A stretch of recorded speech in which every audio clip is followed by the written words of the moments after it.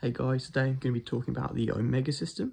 It's something that I've recently discovered and is quite new in the field of genetic engineering, and I don't think I've seen anyone talk about. So let's go. Starting it off, I had the question of, do we have CRISPR? Because I know it is found within prokaryotic organisms. However, I didn't know if there was an evolved version for us. Initially, I was thinking maybe it would be microRNA or small interfering RNA. However, they are not homologous. Instead, I've discovered something very interesting called the omega effector. It is composed in human cells of fans or proteins. However, it originally evolved from transposon encoding protein beta. This is very interesting because it's also the same evolutionary origin point of Cas12. Cas12 is being used in the field of genetic engineering and is being preferred over Cas9 due to its smaller size. In fact, it makes sticky ends over blunt ends, meaning it is easier to insert genes and it's possible to do twin prime editing. TNP beta is found in prokaryotic organisms and Fanzor is found in eukaryotic. And if you compare, you see a lot of domains that are conserved between TNPB, Fanzor, and Cas12 that was mentioned previously.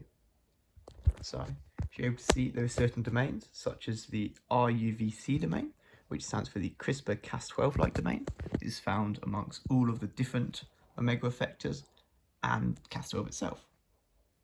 And within this, you're able to find different things. Firstly, the conserved region would be the REC/NUC. This is able to allow the scaffolding and the connection between the omega RNA and the Fanzor protein itself. And this is the same mechanism found within Cas12 and also within TNPB. The actual targeting mechanism is fundamentally different between the prokaryotic and eukaryotic versions, where in the prokaryotic versions they rely on an WED/REC mechanism, whereas in the eukaryotic version a lot more is relied on the omega RNA itself. However, some organisms have evolved to not have the Fanzor proteins and just have the omega RNA. This is called ghost omega RNA.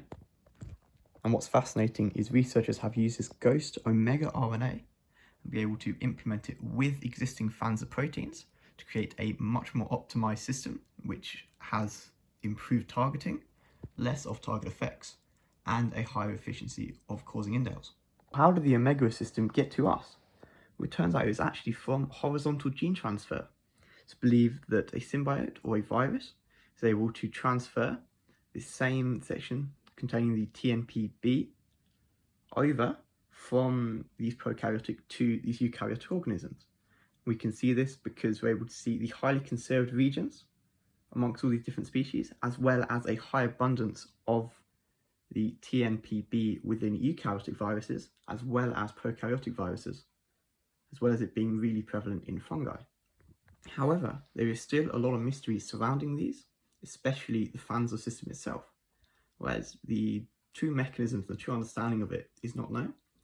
It's believed to be related to transposons, and is believed to initially be able to be an exonuclease which is able to cut double-stranded DNA. However, beyond that, there's still a lot of research being done.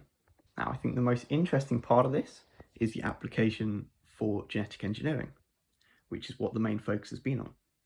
And now, because like Cas12, which is previously mentioned already being preferred over Cas9, it's like a more optimized system that is able to not only not be targeted by the immune system, but is also able to have less off-target effects, and also hopefully be able to just be activated rather than have to be inserted exogenously.